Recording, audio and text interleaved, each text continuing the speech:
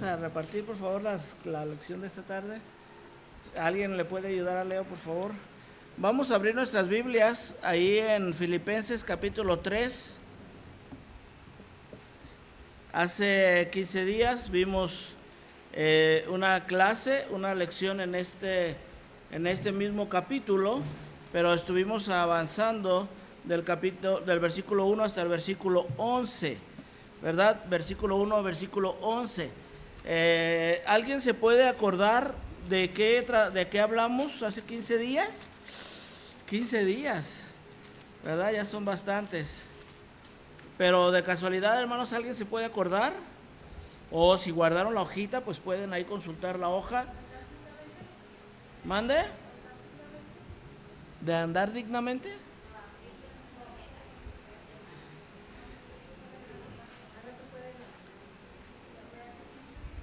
Es que la semana pasada fue la mexicana, ¿verdad? No tuvimos culto en la tarde. Entonces, hace 15 días estuvimos viendo, la clase se llamó Cristo es nuestra meta. La clase de hoy son los pasos para llegar a esa meta. Así que vamos a ponernos de pie, por favor, y vamos a abrir nuestra Biblia en Filipenses capítulo 3, versículos 12 al 15.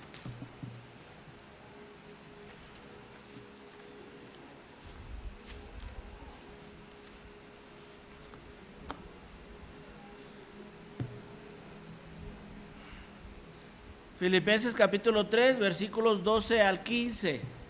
Ya me han llamado la atención varias veces por escribir, para hacer rayitas chiquitas.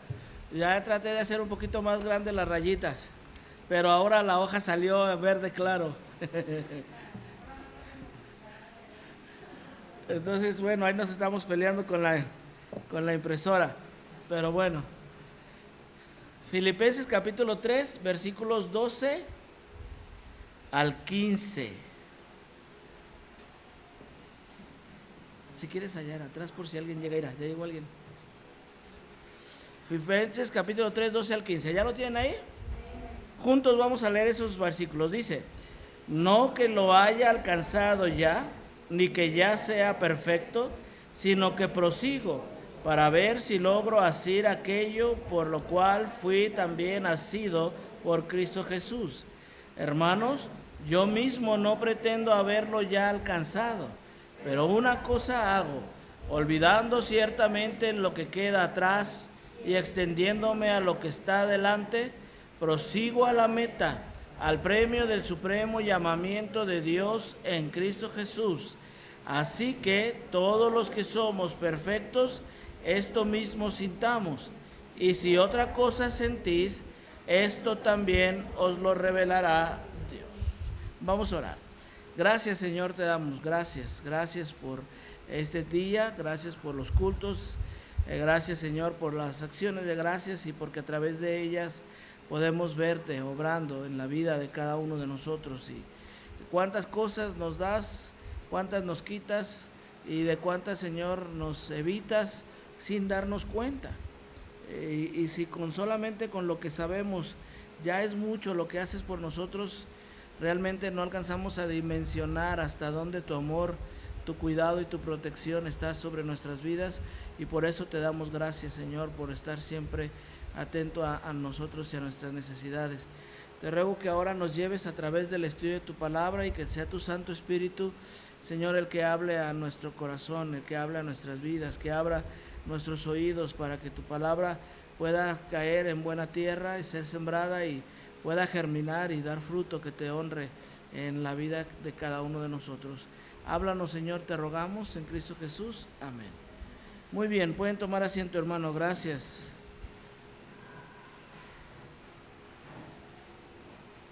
La semana pasada, entonces, vimos que nuestra meta como cristianos es conocer a Cristo. Esa es la meta.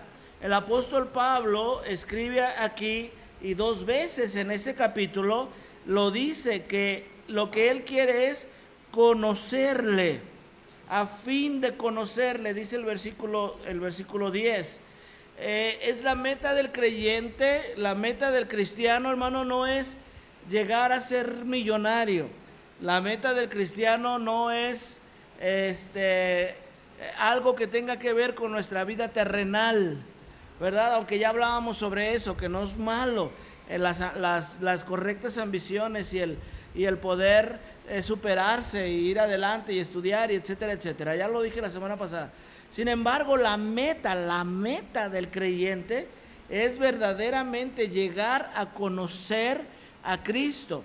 Y también definíamos por la palabra de Dios qué significa conocer a Cristo.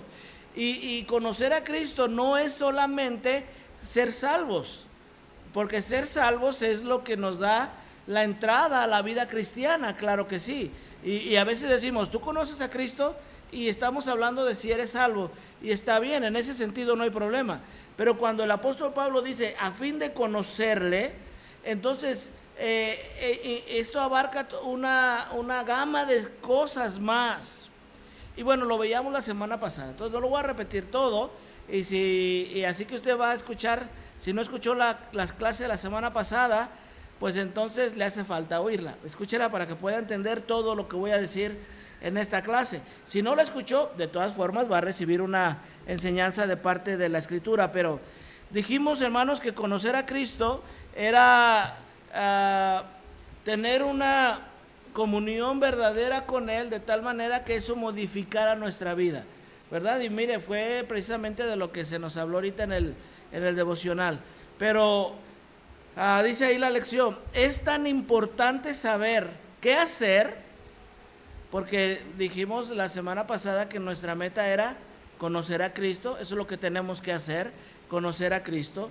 Es tan importante saber qué hacer como lo es el cómo hacerlo. Y saber cómo conlleva responsabilidades. Es decir, mire cómo va la cosa. Nuestra meta es conocer a Cristo. Entonces, hace 15 días nosotros dijimos, necesitamos saber que esa es nuestra meta. Necesitamos recordar que la meta del cristiano es llegar a conocerle. Y hablamos mucho sobre eso. Hoy vamos a ver cómo debemos hacerlo. ¿Cuáles son los pasos que debemos tomar para llegar a conocerle? Y después de saber qué, y después de saber cómo, entonces eso nos trae. ¿Qué nos trae? Digo, hace como 25 segundos lo leí. Después de saber qué hacer y después de saber cómo hacerlo, ¿qué nos trae eso? Responsabilidades. Porque la Escritura dice claramente que al que sabe hacer lo bueno y no lo hace, le es pecado. Entonces necesitamos saber qué. Eso lo aprendimos hace 15 días. Luego necesitamos saber cómo. Eso va a ser hoy. Y al final de hoy, entonces nos llevaremos a casa responsabilidades que debemos de cumplir. Y una vez que tenemos responsabilidades, el Señor Jesucristo dice, el que no es conmigo, contra mí es. Y el que conmigo no recoge, desparrama, ¿verdad? Entonces, si encontramos fallas en la vida cristiana, las fallas siempre serán de parte nuestra, sino de parte de Dios. Si encontramos fallas en nuestra iglesia, en nuestro ministerio, entonces las fallas no están en Dios, las fallas están en nosotros como individuos y probablemente en nosotros como equipo, como grupo. Vamos a ir directamente a la Biblia. Entonces, a versículo 12, ahí donde leímos, el versículo 12 dice, no que lo haya alcanzado ya, ni que ya sea perfecto, sino que prosigo por ver si logro asir aquello por lo cual fui también asido en Cristo Jesús. El primer paso, hermano, para conocer a Cristo, el primer paso es desear conocer a Cristo. El primer paso es desear conocer a Cristo, es decir, perseguir la meta. Perseguir la meta. Dice, no que lo haya alcanzado ya, ni que ya sea perfecto, sino que prosigo. Ahorita vamos a definir esa palabra prosigo según el diccionario bíblico en este pasaje. Pero ponemos ahí que el primer paso es desear conocer a Cristo. Es que ¿saben qué?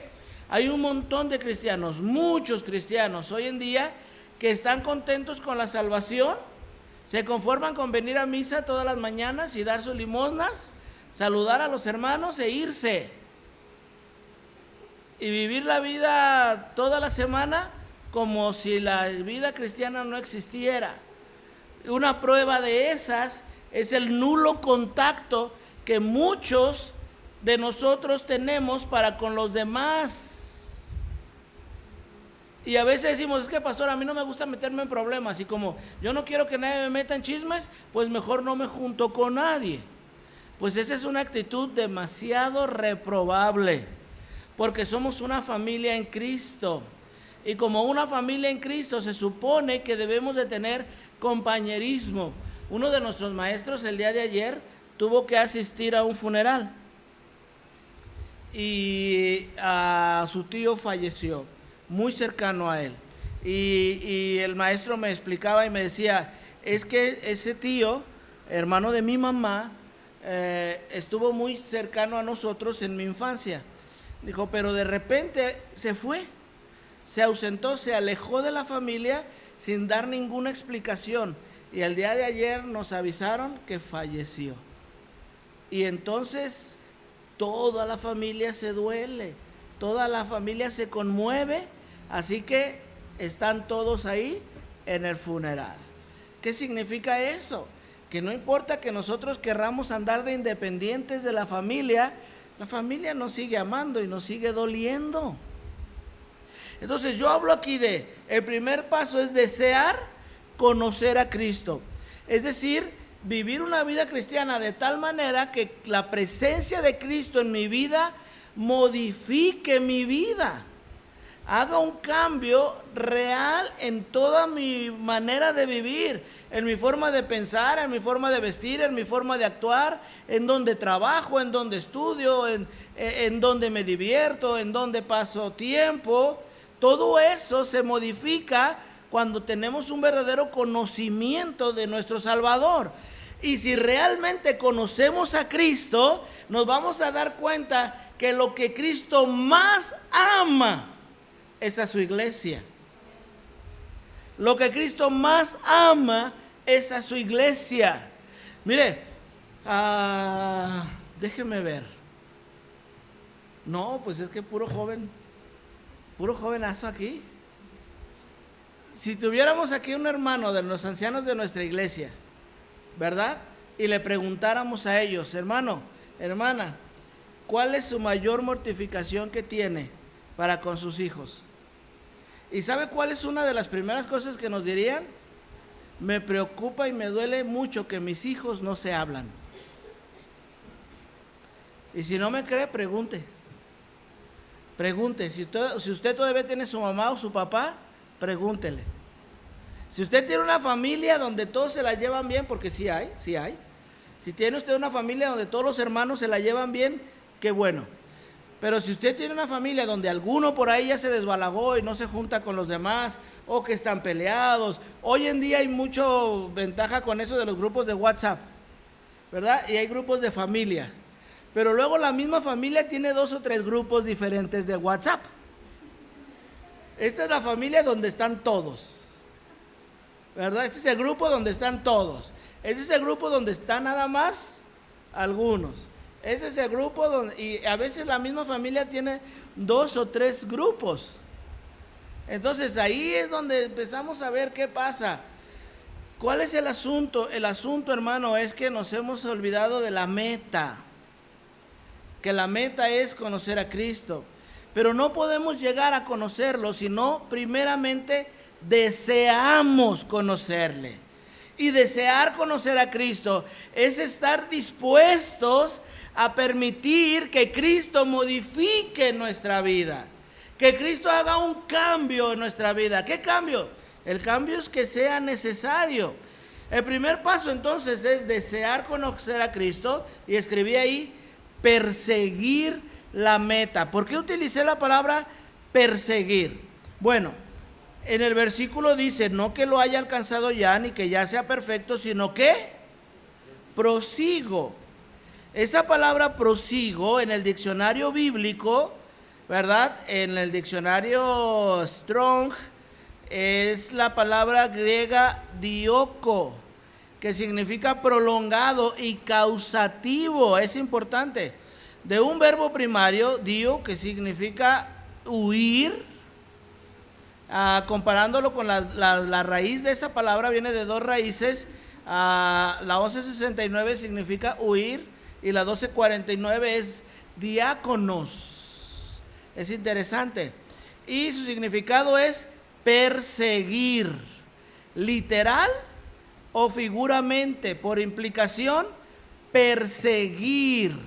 Cuando el apóstol Pablo dijo, no que lo haya alcanzado ya, ni que ya sea perfecto, sino que prosigo, él estaba diciendo, estoy persiguiendo algo. Estoy persiguiendo algo. Ahora, ¿cuántos de ustedes, hermano, de chicos o de grandes, lo que sea, persiguieron a alguien? Ya sea en algún juego de los encantados o de las escondidas, o persiguieron a un ladrón, o persiguieron a un noviecillo que le andaba haciendo sombra a su niña y lo tuvieron que perseguir con un... Bueno, ¿cuántos han perseguido a alguien? Levante la mano, ya sea por juego o por lo que sea. Levante su mano, ¿se ha perseguido a alguien? Perseguido a alguien, ¿verdad? Perseguir, ¿qué implica? Díganme, por favor, participen. ¿Qué implica perseguir? Bueno, ese es el significado, voy atrás de la persona, pero ¿qué implica?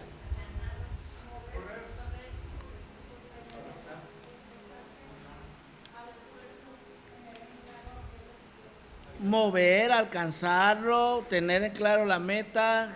¿Implica qué más? ¿Todo eso está bien? ¿Qué más implica? Esfuerzo, ¿verdad? Cansancio, claro, más si el que estoy persiguiendo está más ágil que yo. Imagínense que me ponga yo a perseguir a Leo. Bueno, se tropieza pronto, entonces tengo ventaja de alcanzarlo, ¿no? No, pero que si persigo a Misael, a ese sí ya no lo alcancé, ¿verdad? Perseguir implica todo eso. Perseguir implica, en primer lugar, que alguien está huyendo y que por algún interés yo lo necesito alcanzar. Hay un interés de mi parte y él ya huyó, ¿verdad? Es como en los juegos, ¿no? Los encantados y ¡fum!, a correr todo. O como los hermanitos, ¿verdad? Que llega el papá y le compra una bolsita de papitas a uno y es para los dos. Y el que agarró la bolsita dice, ¿quieres? Sí, y corre, ¿verdad? Así que el otro inmediatamente lo persigue. ¿Cuándo lo va a dejar perseguir el otro? Hasta que lo alcance. Lo va a seguir persiguiendo hasta que lo alcance.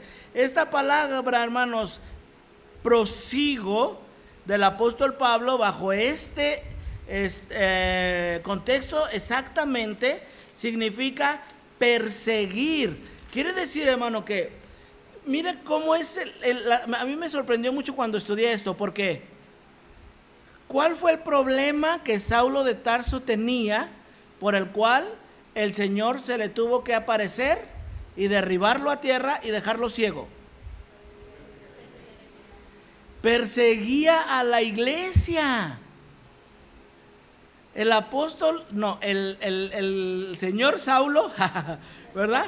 El judío Saulo era un perseguidor de la iglesia.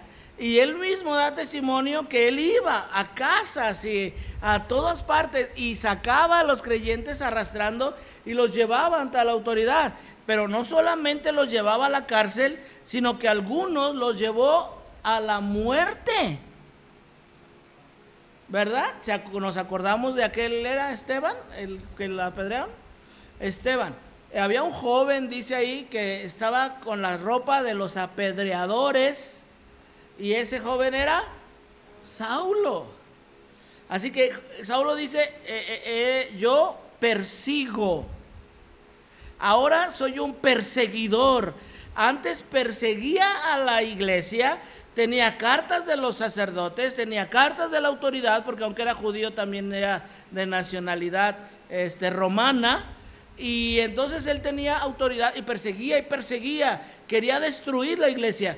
El Señor lo encuentra ahí en el camino y lo derriba a tierra, y entonces le dice: Saulo, Saulo, ¿por qué me persigues? Eso se me hace bien interesante, hermano, porque el problema es que Saulo perseguía, y ahora que ya es salvo, y ahora que es el apóstol Pablo dice que está, ¿qué haciendo? Persiguiendo. Y qué interesante que use la misma palabra. Quiere decir, hermano, que con el ahínco, con la fuerza, con la convicción, con la energía que él utilizaba para perseguir a la iglesia, con el afán de destruir a la iglesia, a esa secta peligrosa, que yo pienso que así lo pensaba él, ¿verdad? Ahora esa misma fuerza, esa misma energía, ese mismo ahínco, esa misma convicción la utiliza para perseguir una meta, y esa meta es conocer a Cristo. Así que si viene un impedimento, ¿eso va a detener al apóstol Pablo? Si llueve, si tiene gripita, si le cayó gordo Jacobo cuando lo conoció.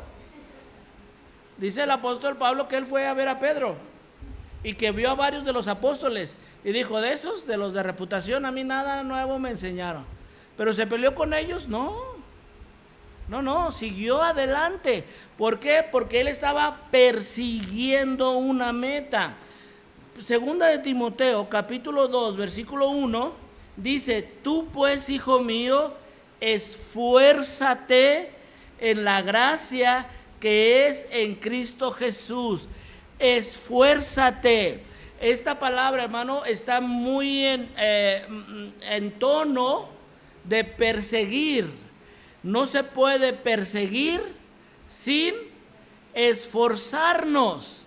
No, ay no, qué flojera, síguelo tú, ¿verdad? O sea, ya se cansará y ahorita viene. No, ya para cuando vino ya se acabó las papitas, siguiendo el ejemplo, ¿verdad? Ya cuando se cansó y cuando vino ya se acabó. No, hermano, esfuérzate, dice: tú pues, hijo mío, esfuérzate. ¿Esfuérzate qué? Esfuérzate en la gracia que es en Cristo Jesús.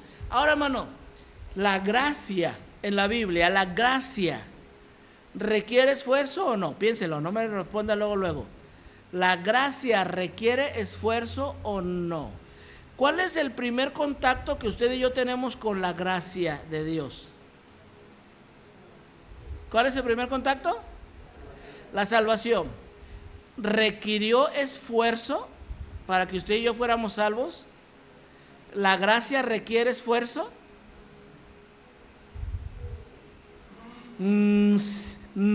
Oigo eso. Sí requiere esfuerzo, mucho esfuerzo. El primero que hizo esfuerzo para que existiera la gracia fue el Señor Jesucristo. El Señor Jesucristo murió para ofrecernos esa gracia. Pero para que yo pudiera ser salvo, alguien más se esforzó, un montón de gentes. Por ejemplo, en las clases de escuela dominical, el pastor nos está enseñando de la Biblia y los códices y todo lo que viene de allá.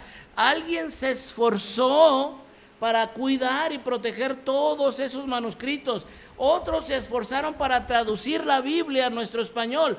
Otros se han estado esforzando para cuidarla. Y por último, alguien se esforzó para que yo pudiera escuchar la salvación. Así que la gracia requiere esfuerzo. Mi salvación no fue por mis obras, porque yo nada podía hacer. Así que no fue un esfuerzo de mi parte para ser salvo. Yo lo único que tuve que hacer es escuchar y creer y poner mi confianza en Cristo. Eso fue lo que yo hice. Eso no requirió de mucho esfuerzo, ¿no? Al menos en mi caso no. Y en la mayoría de nosotros no requirió mucho esfuerzo. Hay algunos que sí tienen un poco más de esfuerzo. Gente que han estado ya metidas en diferentes cosas que les impide tan fácil recibir a Cristo, ¿no? Gente que está metidas en religiones, que están metidas, hemos escuchado testimonios de gente de crimen organizado que han recibido el evangelio y que hayan dicho: es que no puedo por la vida en la que llevo. Bueno, se les hace difícil, pero en cuanto a nosotros no es mucho esfuerzo el que tenemos que hacer, pero sin embargo alguien se esforzó. Alguien se esforzó. Por eso dice aquí, hijo mío, pues, esfuérzate en la gracia que es en Cristo Jesús. Y acá dijo el apóstol Pablo, no que lo haya alcanzado ya, ni que ya sea perfecto, sino que prosigo, sino que me esfuerzo. Acabo de entrar en una nueva persecución. Antes perseguía a la iglesia para destruirla, ahora persigo a mi Cristo porque lo quiero alcanzar. Y eso tiene una parte muy interesante. Si tenemos que perseguir, ¿qué está haciendo Cristo? ¿Está estático? Diciéndote, aquí estoy. No, Él abre las puertas y nos invita, pero ¿sabe qué hace Cristo? Se mueve. Se mueve. Él prometió estar con nosotros todos los días hasta el fin del mundo, y esa promesa se cumple unilateralmente, porque esa fue una promesa unilateral del Señor Jesucristo. Hagamos lo que hagamos, una vez que ya somos salvos, Él prometió estar con nosotros todos los días hasta el fin del mundo. Pero conocerle, a fin de conocerle y el poder de su resurrección y la participación de sus padecimientos, llegando a ser semejante a Él en su muerte, que fue todo ese versículo que estudiamos hace 15 días, eso requiere, hermano, de que nosotros lo sigamos. ¿Sabe por qué? Porque Cristo está trabajando, porque Cristo está obrando, porque Cristo va adelante, Cristo está siguiendo. No puedo decir que Cristo está creciendo porque Él ya está en el tope de toda la sabiduría. Pero lo ilustro un poquito en que usted ha escuchado esa frase de el alumno siempre supera al maestro. ¿Ha escuchado esa frase? ¿Es correcto? ¿Eso es correcto? ¿Se debe volver realidad? No, hermanos, eso es lo más incorrecto que hay. Porque el alumno nunca debería superar al maestro. ¿Por qué? Porque el maestro no debería de dejar de prepararse. El maestro no debería de dejar de crecer. Si hablamos de capacidades físicas y movimiento, pues sí, ¿no? Ahí de repente ya los futbolistas ya se vuelven entrenadores y ya no corren. Y claro que puede ser que un futbolista meta más goles que él. Pero ya estamos hablando de capacidades físicas. Pero cuando estamos hablando de superación intelectual, superación en madurez, superación en crecimiento personal, ¿cómo puede ser que el alumno supere al maestro? Nosotros nunca vamos a superar al maestro, porque el maestro es Cristo. Sin embargo, la meta es llegar a ser como Él es. Entonces, Cristo está cercano a nosotros, ¿cierto o no? Cristo está cercano a nosotros. Entonces, somos salvos y Cristo nos salva. Y entonces estamos en una igualdad no de condición, pero de acceso a Él. Cristo está accesible a nosotros porque Él nos salvó. Luego Cristo nos dice, pero no te quedes estancado ahí, porque ¿sabes qué? Yo también tengo esta cualidad. Y entonces da un pasito para arriba. No es que Él crece, nos revela que tiene una cualidad. Entonces, ¿qué debemos hacer nosotros? Subirlo. Y ya que lo aprendimos, Él nos dice, y también tengo esta otra cualidad. Y entonces, ¿qué hacemos? Pues crecemos. Y dice, también tengo esta otra, ¿verdad? Ya no quepo en el traje, pues eso no alcanza mi mano al otro, ¿verdad? Pero ¿sí me explico por qué digo que Cristo se mueve?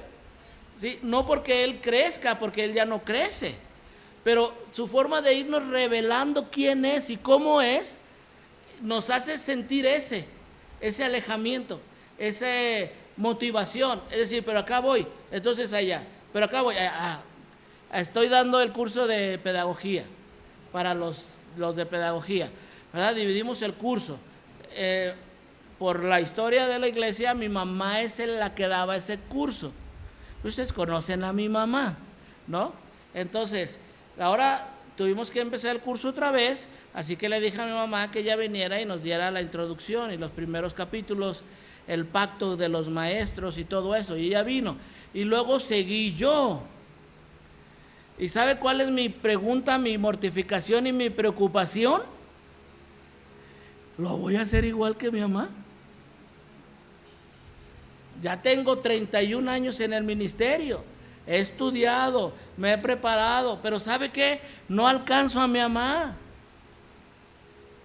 No la alcanzo. 91 años acaba de cumplir. ¿Y sabe que ella sigue estudiando? Sigue estudiando, y cuando voy y la veo y que la voy a visitar, me dice: hijo, mira que escribí esto, saqué esto de esta revista y ya tiene una hojota escrita. Quiero que lo leas para que aproveches. Me pareció bien interesante. Fíjate, todavía me está enseñando. Cada vez que tiene oportunidad me está enseñando, me está enseñando, me está enseñando. ¿Cuándo voy a superar a mi mamá? Pues al ritmo que ella va, no, porque está creciendo. Eso es lo que tenemos que hacer. Eso es lo que nos tenemos que dar cuenta, que el Señor Jesucristo sigue creciendo, en este sentido que les explico. Él sigue revelándonos, soy más, así que tengo que crecer, y tenemos que ir ahí. Entonces, el primer paso para llegar a conocer a Cristo es desear conocerlo. Porque si yo no tengo ese deseo de conocerlo, pues nunca lo voy a alcanzar. Mi deseo me lleva a perseguirlo. ¿Y él se va a quedar estátil? ¿Sí es una palabra esa? ¿Estático? ¿Él se va a quedar estático? No, él va a seguirse moviendo. ¿Por qué? Porque quiere que sigamos creciendo. Número 2, versículo 13. Filipenses 3:13. Ese versículo 13 lo dividí en 3 frases. La primera es: hermanos, ¿verdad? Por si estábamos pensando que le hablaban a otra gente. No, hermanos, yo mismo no pretendo haberlo ya alcanzado. Oiga, este es el apóstol Pablo, ya avanzado en su ministerio, el gran apóstol Pablo, ese que tuvo el atrevimiento de pararse de frente, cara a cara con Pedro y decirle: hey Pedro, no está bien lo que estás haciendo, estás contaminando a los demás. Ese pastor Pablo dijo: yo mismo no pretendo haberlo ya alcanzado. Así que el segundo paso, hermano, es tener una actitud correcta. El segundo paso es tener una actitud correcta. La meta, nadie la ha alcanzado ya. ¿Hay alguien aquí que ya la alcanzó? No, nadie. No hemos alcanzado la meta. Tenemos que seguir adelante. Ahora, le pregunto, hermano, ¿usted ha conocido a alguien que actúa como que si ya la alcanzó? ¿Sí? ¿Ha conocido alguno, un fariseíto por ahí? ¿Verdad? Que ya a mí, ¿qué me puede enseñar a mí? ¿Verdad? Ese es un problema que a veces tenemos. Es una de las razones por las cuales surgió el oasis pastoral. Porque, hermano, ¿quién es la persona más difícil para exhortar y corregirse? Pues los pastores. ¿Quién nos va a venir a decir algo? ¿Verdad? O sea, te me calmas que soy el pastor. Hay mucha gente que piensa así. De veras. De repente que alguien me: oiga pastor, fíjese que hay algo que no me gusta. A mí que no me importa lo que pienses, y si no te gusta, vete a otra iglesia. Hay gente que tiene esa actitud. Así que ¿quién va a darle de golpes a otro pastor? Hablando escrituralmente, ¿no? Pues otro pastor. Así que tenemos el oasis pastoral, y entre el oasis pastoral nos predicamos unos a otros. Y todavía hemos tenido el caso de que algunos dicen: aquí son muy agresivos, ¿por qué nos tienen que andar diciendo esas cosas? Y ya no vuelven. Pero el asunto es ese: tener una actitud correcta. Porque, hermano, siempre debemos de seguir aprendiendo. Siempre podemos seguir creciendo. Y lo hemos enseñado en el Instituto Bíblico y lo hemos repetido un montón de veces. La Biblia no dice que cuando una oveja se convierte en pastor, ya no debe tener un pastor. Nunca dice eso la Biblia. El pastor requiere ayuda. Vamos a hablar del pastor literal, porque esa es la figura que la Biblia enseña. El pastor de ovejas, él solito hace toda su labor y no ocupa de nadie. ¿Solo hace su labor? No, ocupa de un montón de gente, ¿verdad? Ocupa veterinarios, ocupa gente para comprar, si no vive en un campo de pastos verdes, pues hay que comprar el alimento para las ovejas. Hay que aprender de los pastores más viejos para ver por qué esta oveja hace esto, y que hay un montón de cosas que el pastor todavía requiere de ayuda. El mismo pastor tiene que seguir creciendo. Y luego lo peor, ¿todas las ovejas son iguales? No, todas las ovejas no son iguales. Entonces, yo ya crié una oveja, ya la hice, ya puedo criar 1000. No, eso es lo mismo con el pastor. Y si estamos hablando de que el pastor debe de tener una actitud correcta, entonces quiere decir que las ovejas deben de tener una actitud correcta. O ya las ovejas le van a decir al pastor, ya tú que me tienes que enseñar. Porque hemos tenido sentados aquí en esas bancas gente que piensa así, hace muchos años, ¿verdad? El pastor ya nos ha contado varias veces las historias para no volvérselas a repetir. Pero sí ha habido gente que nos han dicho, ¿usted qué me puede enseñar? ¿Sabe? Yo una vez en una reunión de varones allá en el salón de jóvenes, no sé por qué el pastor no estaba ese día, y estaba yo dando una clase ahí con los varones, y estaba yo enseñando, y en mi clase yo dije, así que hermanos, de nada les sirve todo lo que saben ustedes de la Biblia. Dije esa frase, bajo un contexto, claro, fue toda una clase, pero dije esa frase. Pues cuando terminé, un hermano que estaba ahí literalmente casi me golpea. Creo que fue el hermano Hugo el que me defendió ese día. Alguien me defendió, no me acuerdo quién, que se paró y le puso un alto, le dijo, hermano, es que cálmese, lo que está usted queriendo, porque de veras, me quería literalmente golpear, porque yo dije esa frase. Y luego estaba dando yo una clase aquí, después de venir de Tijuana, de las clases de música, traíamos toda la información bien llena mi cabeza de información, y di una clase, y estaba yo hablando de la fiesta de las trompetas, y mencioné que era la fiesta de los tabernáculos, y yo seguí adelante, ya sé, la fiesta de los tabernáculos, seguí, y se levanta y dice, maldito el que hiciera indolentemente la obra de Dios, me dijo. ¿Qué pasó? Me echa tranquilo, bájele 3 rayitas. Estábamos jovenazos, yo tenía, 22 años, 21 años. Cuando eso pasó, el hermano, pues no me imagino tener unos 40, 50 años. Entonces el hermano, pues a uno lo ve así como, este cochinerillo que me van a andar a mí enseñando. Pero es que ese es el asunto, la actitud. La actitud de decir, yo ya alcancé la meta, ya a mí ya nadie me puede enseñar, yo ya lo sé todo. Cuidado, hermano, cuidado con eso, porque tenemos que estar constantemente aprendiendo. Estamos en constante crecimiento. Yo tengo 4 hijos, varones, ¿verdad? Él ya se fue el primero a la universidad.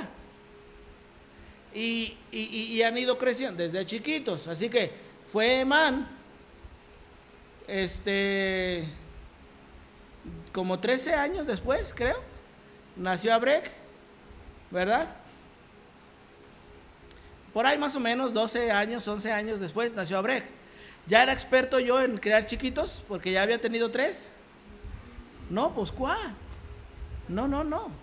Porque cada cosa es diferente, cada caso es diferente, cada iglesia es diferente, cada pastor es diferente, cada clase de escuela dominical es diferente, cada libro de la Biblia es diferente, todo es diferente. Así que estamos necesitando de conocer a Dios continuamente. Mire lo que dice Romanos 12:3. Romanos 12:3. Digo pues, por la gracia que me es dada. ¿Se fija cómo se atraviesa la gracia en todas partes? Digo pues, por la gracia que me es dada, a cada cual que está entre vosotros, que no tenga más alto concepto de sí que el que debe tener, sino que piense de sí con cordura, conforme a la medida de fe que Dios repartió a cada uno. Es decir, hermano, debemos mantener sobriedad en nuestra mente. Debemos mantener sobriedad en nuestra mente. Tenemos que acordarnos quién soy, no quién pretendo ser, o cómo quiero que los demás me vean aunque no lo sea. ¿Quién soy? ¿Quién soy? Yo soy un pecador, salvo por la gracia de Cristo, que Él me tiene que estar moldeando todos los días, porque todos los días le fallo y todos los días peco, y todos los días tengo que esforzarme en ser mejor. Eso es lo que somos. Somos creyentes que deberíamos de nosotros apoyarnos unos a otros para seguir creciendo, y deberíamos de estar en el proceso constante de multiplicación. ¿No nos da tristeza ver los cultos cada vez más vacíos, cada vez más solos? ¿No nos da tristeza? Todo esto tiene que ver mucho, hermano, con la disposición de nuestra mente. Cuando ya una iglesia se acostumbra a los mismos miembros y no cambiar, entonces esa iglesia comenzamos a tener diferentes enfermedades que deberíamos de evitar, y una de esas enfermedades son las enfermedades de la mente, de ya que ahora nos molesta todo lo que pasa, ya nos molesta todo lo que es diferente a lo que veníamos pensando, ¿verdad? Estábamos hace rato ahí en la oficina, estaba sentado haciéndole las rayitas a la lección, porque querían las rayitas más largas. Entonces estábamos ahí, y ahí en el pasillo se oía la grita. Estaba Isaí y los angelitos de la hermana, ¿verdad? Con la grita. Mi reacción primera era decir, pues ¿quién está gritando? Porque en la escuela de música no los dejamos gritar, porque están en las clases, pues. Pero aquí era un tiempo, pues, pasivo, no había nada. Y entonces vuelve otra vez a mi memoria, la semana pasada creo que fue cuando estuvo Carla aquí, y traía a su niño, ¿verdad? Lo ve, y empezó a llorar, llanto de bebé. Y ella se paró y ya se quería ir, ¿verdad? Y yo volteé a mi esposa y dije, qué extraño sonido. ¿Hace cuánto que no tenemos un llanto de un bebé en la iglesia? ¿Verdad? Se acostumbra uno a esos sonidos. ¿Cuántos años tiene Madaí, Yasmín? 6 años. Uy, hace mucho que dejó de llorar como un llanto de bebé. ¿Ya se te olvidó el llanto de bebé en tu casa? ¿No extrañas el llanto de bebé en tu casa? ¿Todavía llora así? ¿Verdad? A veces nos acostumbramos a las cosas que tenemos y entonces en nuestra mente no estamos dispuestos a avanzar. Y cuando viene algo que hace un disturbio en esa estabilidad que hemos causado, entonces viene la inconformidad y entonces ya no estamos a gusto. Y pues ¿qué está pasando con esto? Eso tiene que ver con la mente. Eso tiene que ver con darnos cuenta, hermano, de que no podemos estancarnos allí. Tenemos que seguir creciendo. Tenemos que seguir adelante. Debe de seguir habiendo movimiento. Número 3. Versículo 13, la segunda parte. Estamos en Filipenses 3:13. Dice, pero una cosa hago, olvidando ciertamente lo que queda atrás. El tercer paso es no anclarnos en el pasado. Eso es un impedimento para alcanzar la meta. El tercer paso, primer paso, desear conocer a Cristo, perseguir la meta. Segundo paso, tener una actitud correcta. La meta nadie la ha alcanzado ya. Y el tercer paso es no anclarnos en el pasado. Eso es un impedimento para alcanzar la meta. La palabra olvidando en este versículo, su raíz griega es, o su palabra griega donde se tradujo es epilanzomai,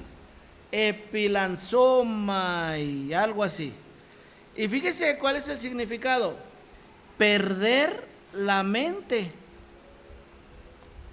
Perder la mente. Olvidando significa perder la mente. Mire lo que dice el primer libro de Reyes 19:19.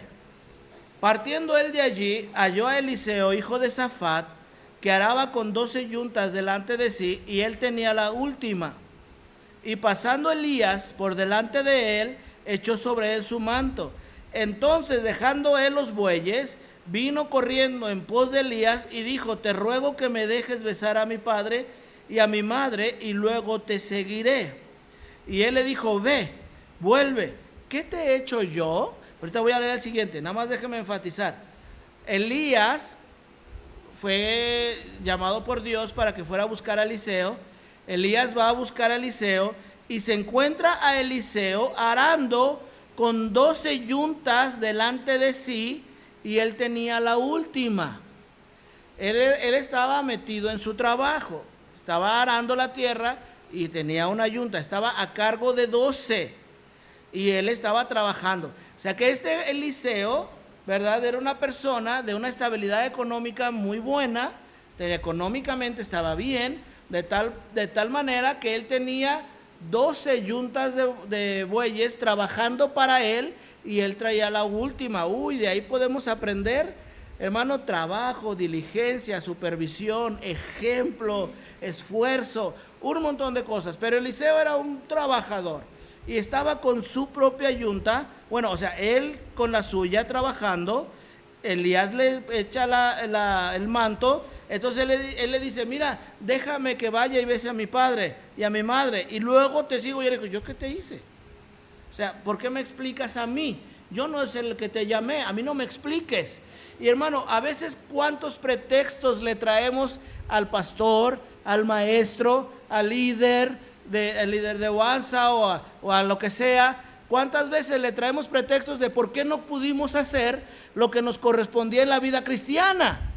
¿Sabe qué pudiéramos contestar nosotros? ¿Y yo qué? ¿A mí por qué me das pretextos? Al final de cuentas yo no fui el que te llamé.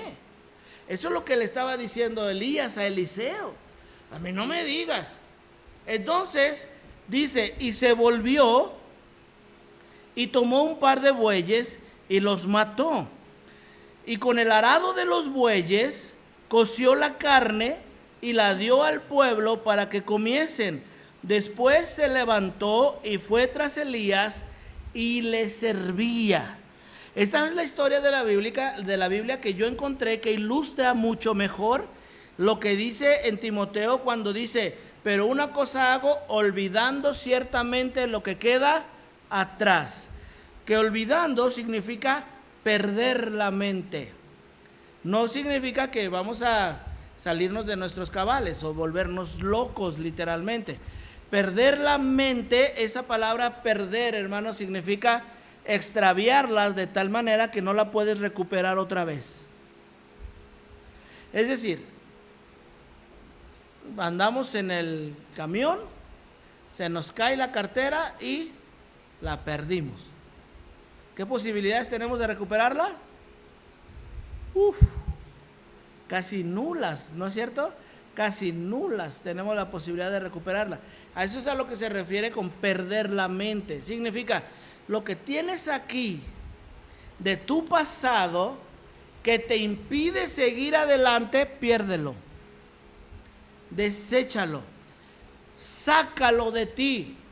Según los estudiosos, los comentaristas de la escritura, dicen que lo que estaba haciendo Eliseo al matar las dos bueyes y con las yuntas quemarlo era simbólicamente, él estaba diciendo: todo mi trabajo, toda mi riqueza, toda mi posesión, todo lo que yo contaba para el futuro económico en mi vida, todo eso lo dejo atrás, lo pierdo, y ahora me vuelvo hacia el llamamiento que Dios me hizo. ¿Y alguna vez Elías dejó el llamamiento?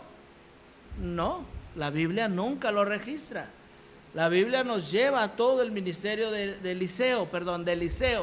Entonces, eso es lo que significa cuando el apóstol Pablo dijo: una cosa hago, olvidando ciertamente lo que queda atrás. Según el contexto, en el caso del apóstol Pablo, lo que queda atrás era toda su preparación. Todo lo que él era, hebreo de hebreos, de la tribu de Benjamín. Eso significa, yo sé de qué tribu vengo, mi linaje se ha guardado puro y limpio hasta hoy. Soy de la tribu de Benjamín, hebreo. En cuanto a la ley, era irreprensible. en cuanto a la ley, irreprensible. Dice fariseo, pero no fariseo, fariseo de fariseos. O sea, entre los fariseos había fariseos. O sea, bautista fundamental, independiente, ¿verdad? O sea, más y más, más y más. Y es literal, es literal. ¿Por qué le ponemos apellidos al nombre? Pues porque nos estamos distinguiendo de los que se están desviando, ¿no? Entonces por eso le ponemos apellidos. Somos parte de una iglesia, pero no solamente somos cristianos, sino que somos bautistas. Eso ya nos define en una denominación. Pero también somos independientes. Significa que no somos del compañerismo o de la convención, pero también somos fundamentales. Encontré un estudio que lo estoy revisando y lo estoy estudiando para después traerlo y enseñárselos a ustedes, de una iglesia muy antigua, de que describe qué significa que somos fundamentales. Está muy bueno, está muy bueno. Y entonces estoy estudiando, pero ahí vamos. Tenemos que darnos cuenta, hermano, de lo que somos ahorita, de lo que tenemos como posesión que Dios nos ha dado, y lo de atrás ya hay que dejarlo. Ay, es que si algo nos ancla, como el apóstol Pablo, hay que dejarlo. Ahora, visto del otro lado negativo, hermano, hay cuántos cristianos que siguen arrastrando pecados del pasado. ¿Cuántos siguen arrastrando pecados del pasado? Si usted está en pecado, pues confiéselo y apártese. Si usted ya lo confesó y se apartó y Cristo lo perdonó, pues perdónese usted también. Y tenemos que seguir adelante, tenemos que avanzar, porque no nos podemos quedar anclados al pasado. Tampoco podemos vivir de las glorias pasadas, ¿no? Lo hemos dicho muchas veces. Uy, pastor, le hemos dicho a algunos, hermano, venga a dar clase de escuela dominical. No, pastor, en mis tiempos yo fui, de excelentísimo. Hermano, mire que el pastor ahora ya nos dio el reto, ya nos vamos a ir otra vez organizadamente a ganar almas. Y dice, yo pastor, yo cuando empecé a ser cristiano, yo ganaba almas por acá y por allá. Yo todo lo que hacía, bueno, qué bueno, pero olvidando ciertamente lo que queda atrás. O sea, no podemos seguir viviendo de las glorias pasadas. No, yo lo que hacía, cuando yo estaba en mis tiempos, no, es que eso ya no, ya déjelo atrás. Número 4, la tercera parte del versículo 13, dice, y extendiéndome a lo que está delante. Todo el versículo 13 dice, hermanos, yo mismo no pretendo haberlo alcanzado, pero una cosa hago, olvidando ciertamente lo que queda atrás y extendiéndome a lo que está adelante. Qué interesante la palabra extendiéndome. El cuarto paso es ampliar en nuestra vida el cristianismo. Ampliar en nuestra vida al cristianismo o el cristianismo. Ampliarlo. ¿Qué significa extendiéndome? Busqué en el diccionario bíblico la palabra extender, ¿y sabe cuál es su significado? Es muy profundo. Extender. En el diccionario griego, la palabra extender significa extender. Así que dije, bueno, pues entonces vamos a la Real Academia Española, ¿verdad? Porque esa palabra pues es paralela, no hay un significado más atrás. Extender en español es lo mismito que extender en griego. Ahí está. Entonces vamos a definir la palabra extender, pues. Entonces la página de internet de la Real Academia de la Lengua Española dice que extender es traducida del latín extendere, que significa esto: hacer que algo ocupe un espacio mayor que el que antes ocupaba. Es interesantísimo. Hacer que algo ocupe un espacio mayor que el que antes ocupaba. Es decir, mire, ¿cuántas personas viven en su casa? Piense, ¿cuántas personas viven en su casa? ¿qué pasaría si el día de hoy le mandamos a Leo? Hermano, cuídemelo 2 días. Está fácil, ¿no? 2 días. El primer día dice, quédate en nuestra cama, mira, eres el invitado especial. Al segundo día que ya nos dolió la cama, mira, Leo, el sillón está bien cómodo. Y luego ya, pues mañana te vas, ¿verdad? No me han dicho nada, el pastor no me dijo que ya. Ok, bueno, a lo mejor al rato me habla. 4 días, 5, 6, 8 días. ¿Qué pasa? ¿Puedes seguir durmiendo en el sillón? No, los hermanos dicen, ¿sabes qué? Este Leo no tiene para cuándo. Así que vamos haciéndole un espacito. ¿Sabe por qué le estoy dando ese ejemplo? Porque eso es lo que hice con Emán allá. Le dije al pastor Alejandro, oye, recógemelo del aeropuerto, ¿no? Acabo que no va a vivir ahí contigo, luego va a vivir allá con los hermanos. Entonces, cuídamelo 2 días. El lunes llegan. El lunes. Pues no le dije que el lunes, ¿verdad? ¿Y cuántas semanas tiene ya? 3. 3 semanas. Y entonces, Emán, ¿qué hace? Ocupa un lugar que antes no estaba ocupado. Eso significa que su estancia momentánea se extiende. Y Emán se extiende, ¿no? ¿Qué significa? Concéntrese. ¿Qué significa? Un cuarto menos para la familia. ¿Sí o no? Un cuarto menos para la familia. ¿Qué significa? Más comida. Más gasto de luz. Porque el muchacho va de Jalisco. Llegó allá en el calorón y pues le prestaron un cuarto con aire acondicionado. Así que más luz, más agua, ¿verdad? Más gasolina, porque le dan raite para la uni. Más gasto, se extiende. Una persona que llega a vivir con otro, obviamente altera a la persona que lo recibió en casa. Ahora mi pregunta es esto, hermano. ¿Qué tanto ha alterado el Señor Jesucristo nuestro hogar? ¿Qué tanto altera Cristo a nuestro hogar?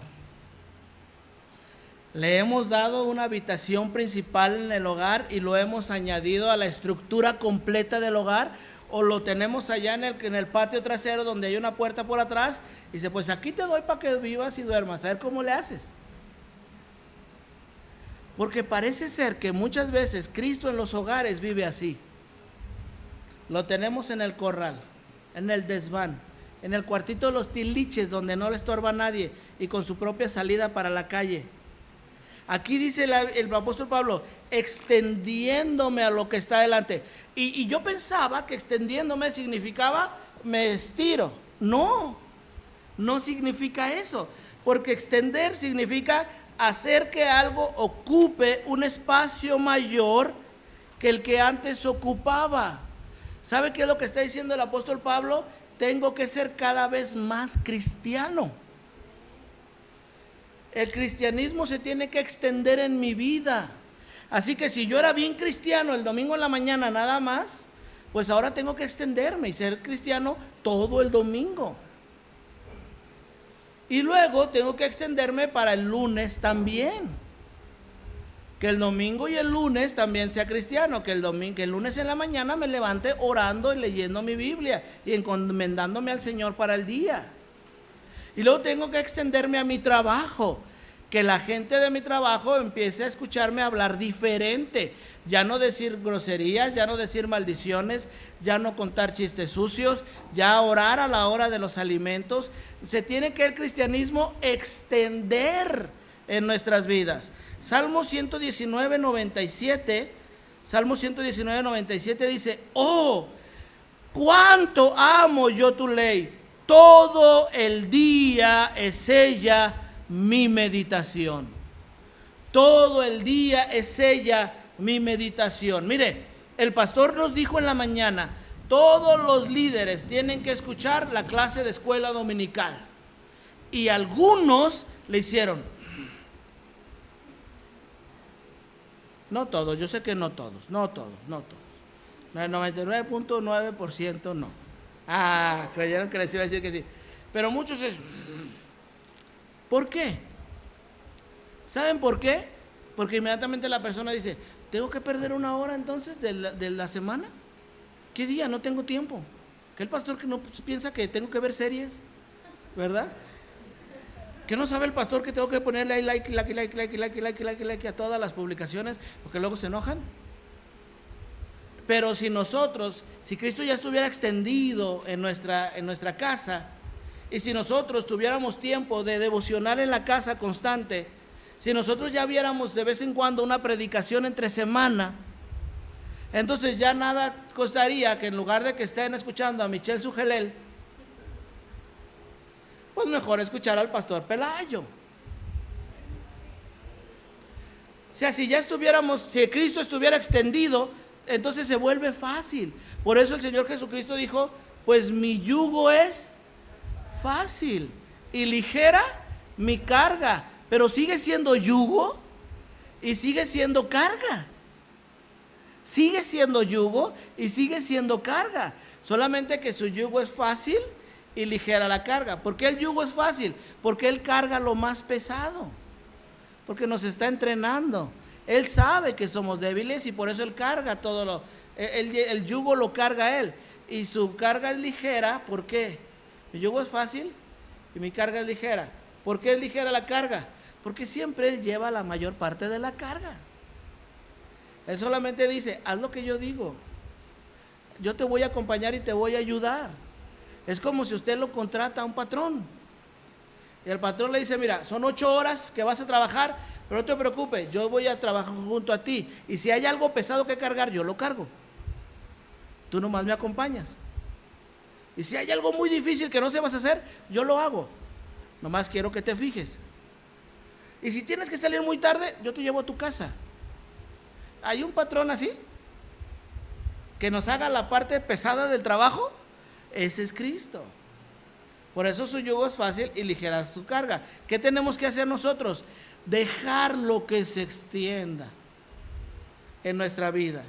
Y por último, el 5, versículo 14, Filipenses 3:14. Dice, prosigo a la meta, al premio del supremo llamamiento de Dios en Cristo Jesús. Prosigo ya lo definimos en el 1, así que no voy a hacer una doble definición. Entonces, primer paso, desear conocer a Cristo, perseguir la meta.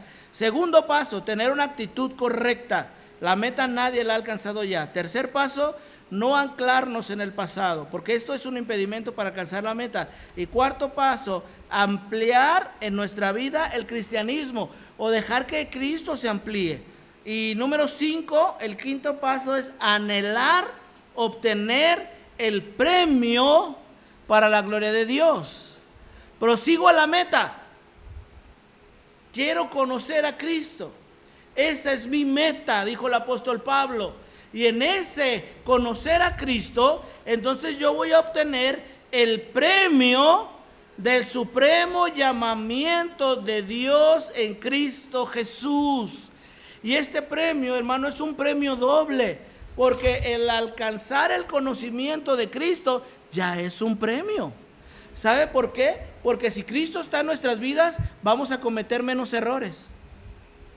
Si Cristo está en nuestras vidas, menos vamos a pecar.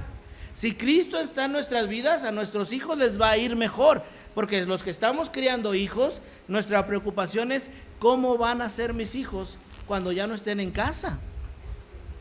¿Cómo van a vivir? ¿Cómo van a reaccionar? ¿Van a continuar con el cristianismo? No, ahí es donde es el premio del supremo llamamiento, porque nuestra vida va a ser mejor y yo tengo que pagar el precio y quiero pagar el precio que sea necesario para que mis hijos tengan un cristianismo más real y más verdadero que el mío, porque yo debí ser más real y más verdadero que el que venía detrás de mí, porque este asunto es de mejorar y mejorar.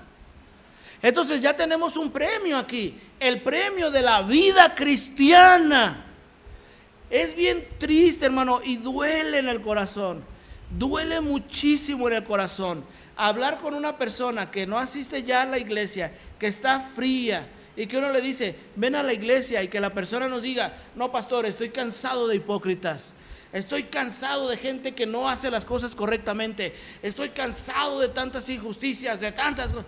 Y nos duele porque esa persona cuando estaba aquí no pensaba así.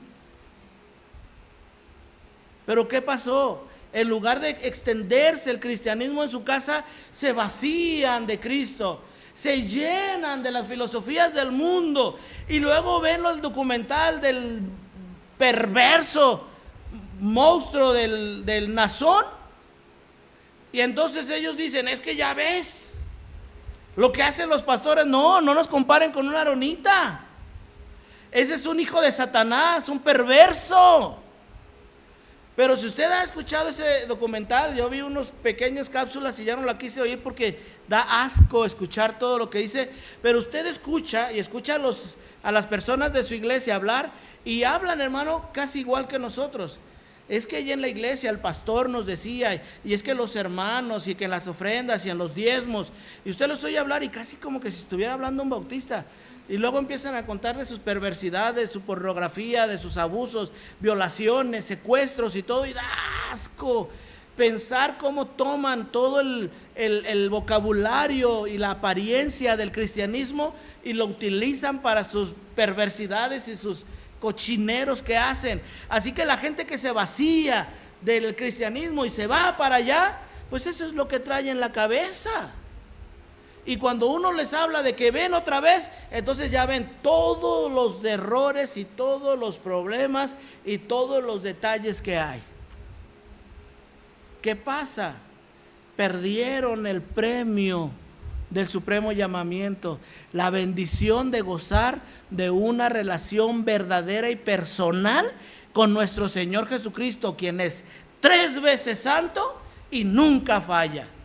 Él no es mentiroso, Él no es tramposo, Él no es injusto, Él es el Salvador, Él es el Dios todopoderoso, y a quien debemos de confiarle toda nuestra vida, presente y futura. Pero perdemos la visión, Prosigo a la meta, al premio del supremo llamamiento de Dios en Cristo Jesús. El premio, hermano, entonces tiene dos aplicaciones.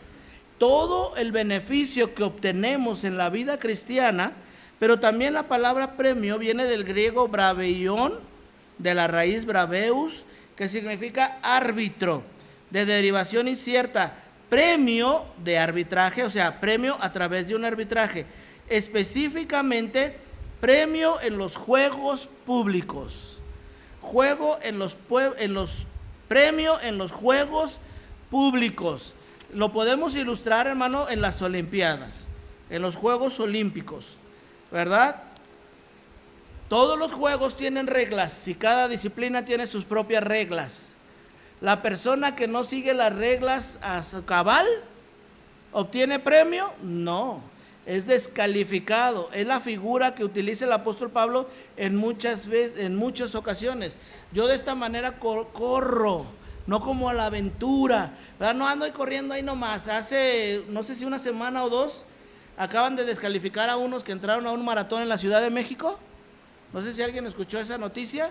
Entraron a un maratón en la Ciudad de México, llegaron y alcanzaron premio, y luego los cacharon que se fueron en carro. Y como hoy todo mundo trae celular, pues alguien lo grabó. No obtiene premio. El obtener el premio para nosotros, hermano, ese galardón terrenal del ya que hablé y del galardón celestial, hay un árbitro. Aquí sí hay VAR. Hay un árbitro que nos va a juzgar y nos va a decir, ¿corriste bien o corriste mal? Ese árbitro se llama el Señor Jesucristo, y el lugar del juicio es el bimá de Cristo. El tribunal de Cristo para nosotros, para que cada uno reciba según lo que haya hecho en el cuerpo, sea bueno o sea malo. Ya sabemos que no habla del pecado, porque Cristo perdonó nuestros pecados. Está hablando si jugamos bajo las reglas o si lo hicimos tramposamente. ¿Cómo asegurarme vivir bajo las reglas? Llegando al conocimiento de Cristo. Que Cristo sea nuestro todo, que Cristo sea nuestro origen, que Cristo sea nuestro vivir diario, que Cristo sea nuestra motivación para levantarnos todos los días, que Cristo sea nuestro motivo para venir a la iglesia, para participar en un ministerio, para purificarnos, para limpiarnos, para servir, que Cristo sea todo en todos. Y entonces obtendremos el premio. Y terminaremos leyendo 1 de Juan 2:28, hermano. 1 de Juan 2:28. Dice, y ahora, hijitos, permaneced. Qué importante palabra. Y ahora, hijitos, permaneced en Él, para que cuando se manifieste tengamos confianza, para que en su venida no nos alejemos de Él avergonzados. ¿Sabe qué significa? No está hablando de perder la salvación. Está hablando que un día Cristo viene y dijo, he aquí yo vengo pronto y mi galardón conmigo. Y todos queremos que Cristo nos premie.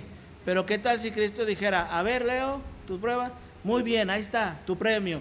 A ver, Alam, muy bien, ahí está tu premio. A ver, César, no, mira, cometiste esta trampa acá, vete allá al final porque tú no recibes recompensa. Enfrente de todos, no enfrente de 30, millones de millones.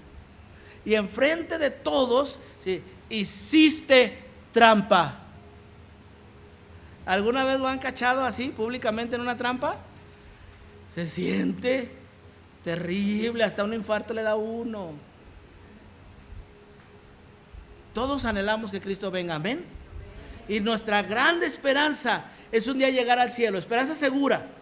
Nuestra esperanza es llegar un día al cielo y que Cristo nos diga, bien hecho, buen siervo y fiel. En lo poco has sido fiel, en lo mucho te pondré. Pero ¿qué tal si nos dice, tramposo? Vete allá a la cola, vas a entrar al final. Sí vas a entrar porque eres salvo, pero entrarás al final. Puestos de pie. No deberíamos estar nunca conformes con nuestra vida cristiana. Contentos, sí, claro, pero no conformes, sino que deberíamos constantemente seguir el ejemplo del apóstol Pablo cada día de nuestra vida y hasta que el Señor venga. Gracias, hermanos, oremos. Muy bien, puestos de pie, hermano, vamos a orar. Considere, piensa en cómo vamos en nuestra meta, qué tanto la hemos estado alcanzando, qué tanto nos hemos estancado, qué hacer, ¿verdad? Lo que hemos escuchado ya ahora. Vamos a orar. Señor, gracias en esta tarde por tu palabra. Ayúdanos, Señor, para extendernos, como tu palabra dice, y mirar claramente la meta, desear el premio, el galardón, pero, Señor, aprender, Señor, que en verdad necesitamos examinarnos a nosotros y ver qué tanto hemos avanzado, en qué punto nos encontramos y cómo cada día deberíamos de ir creciendo más y alcanzando más, como lo hemos escuchado también. Bendice a cada uno de los que ahora están aquí. Gracias porque se quedan y, Señor, habrá otros que ya están en casa escuchando a lo mejor un mensaje, pero gracias por los que han venido, se han quedado acá y han escuchado también de una manera personal. Bendice los ministerios de la iglesia, bendice el Club ANSA también, que tiene su actividad, bendice el coro, en un rato más tendrán también su ensayo. Dales de tu gracia, sígueles bendiciendo, por favor. Te agradecemos pues por todo ello, por la manera en que nos retas, nos hablas, Señor, en el nombre precioso de tu Hijo, Cristo Jesús. Amén. Muy bien, tome asiento, hermano, gracias.